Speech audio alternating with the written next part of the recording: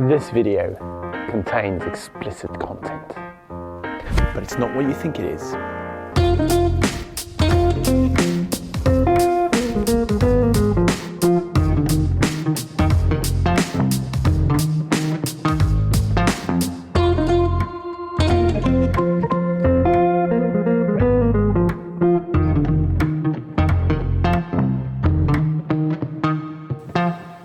Hi, I'm Berno, and amongst many other things, I'm also a theologian. And about a year ago, I made a video on the relationship between science and religion and philosophy. Because a lot of people seem to claim that science is the authority on everything and it can explain everything to us. But what they don't realize is they're always applying a particular philosophical worldview to the science. So in this video, that is what I hope to explicitly set out and explain. Now, the first thing we need to do is to understand what does science do and what does religion or philosophy, they kind of do the same thing. What are they about and where do the two meet? How do they connect to each other? So let's start with science. And here we have some flowers. And just look how beautiful they are, rich in colour, growing in this meadow. And you've got sunshine pouring down on it and chlorophyll being, I'm not sure what it does because I didn't do very good in biology. Oh, and I didn't have biology. And then you've got the bees and the butterflies who come pollinate the flowers, and it spreads the pollen around and it makes other flowers produce seeds so that the flower can then spread around this meadow and create a wonderful habitat and environment to help other bugs and creatures flourish. And here we have a little stream as it flows through the woods, making lovely bubbly sounds. And a fun fact is that rivers only flow downhill, and that's because there's this special, well, it's not a special force, but you can observe this force called gravity, and that is why you will never find rivers and water flowing uphill. It always goes downhill. And it's a very interesting, this force of gravity, because if I was to fall off here, I wouldn't float, I wouldn't go up, I'd go down like this. And that's gravity for you. And did you see the water splash and came back down again? Because there was a force that happened on it.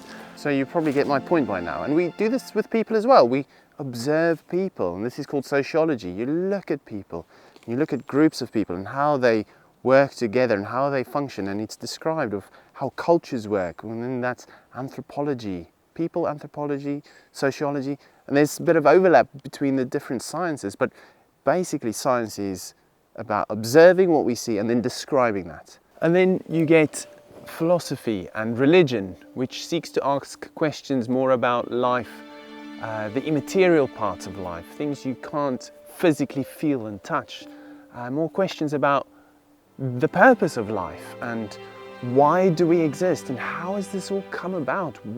What's the origin of life? Where does that begin? Is there an alternative dimension or universe? How am I supposed to live? And my identity, who am I? What am I? How? All these really big questions that you can't observe under a microscope or a telescope or a scope. It's less describing and it's more about thinking. What is this? What is the purpose? Particularly these questions about purpose. Where does that come from? Now there you go. Hopefully I've been explicit enough, but let's be really clear. Science deals with describing the physical, material world and how it works, whereas philosophy and religion deals with the immaterial side of life, about purpose and identity, about what is right and wrong, what is good and bad. So that's how they are two distinctive parts of life. Right, so now that we understand that, what is the relationship between science and religion or philosophy? Well, to show you that, I have got an AGD, anti-gravitational device. And this is what science is so brilliant about, is because we understand how gravity works, we've now got anti-gravity devices. And here's mine. Some people call it a drone, don't know why. But anyway, it's an anti-gravitational device. and what happens is I can basically do magic if you don't understand how it works. But thanks to science, we can now fly things. Here we go. So science can tell me how to use my anti-gravitational device in terms of optimal performance and the conditions I should fly in and the way I should treat this to make sure that it lasts a good amount of time, which is really helpful. Oh, don't crash it. Oh dear, I almost crashed into you. So science can tell me the optimal conditions to use this in, but it can't tell me how I should use it. That is based on law. And so there are legal requirements. So for instance, I can only fly this a certain height. I am only allowed to be able to keep line of sight. I always have to be able to see this anti-gravitational device. And because it's got a camera, I can't just go and film everything and anything. So there are certain legal requirements. And that is where law, well, when it comes to law, that is where philosophy and religion comes in. Because our understanding of law comes from, well, religion, really. And also ethics.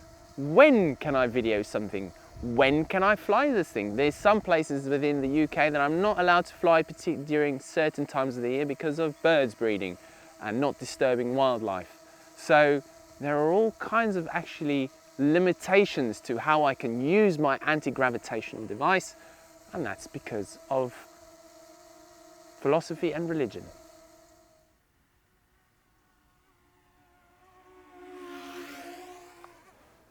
I've had to pack up my anti-gravitational device because it looks like it's going to rain, and science tells me rain and electrical devices aren't a good combination.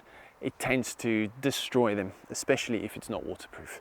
And there's scientific ways to make things waterproof. But anyway, I've had to pack it in, and that's what's really good about science, isn't it? It really helps us to understand just how good things work and what are the best ways to use things. And it includes just our understanding of our bodies and how we physically look after ourselves, the food we eat, how that affects our mental health as well, the exercise we do, all those things. It's all very well. Science is very good at explaining those things to us. So this idea then that science and religion might not be friends, or yes, they are friends. Actually, they're always friends, because whatever we believe, kind of worldview, and when we talk philosophy and religion, it's about how we understand the world, how we see the world, how we understand the beginnings and the origins and how the world works and what's behind it all, the immaterial stuff. It's those things that clash, because they are the ones we use to apply the science.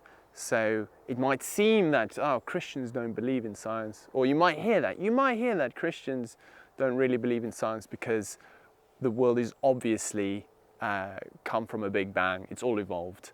But those are two separate ideas of understanding how we exist within this world that we now find ourselves. And it's those ideas that clash when they apply science. Hopefully that's been explicit enough for you. If it's not, let me know in the comments, because I think when we talk about the clashing worldviews, that's a video in itself, which I'm sure I'll do at some point. There you go. Have fun, stay safe, and look after everyone.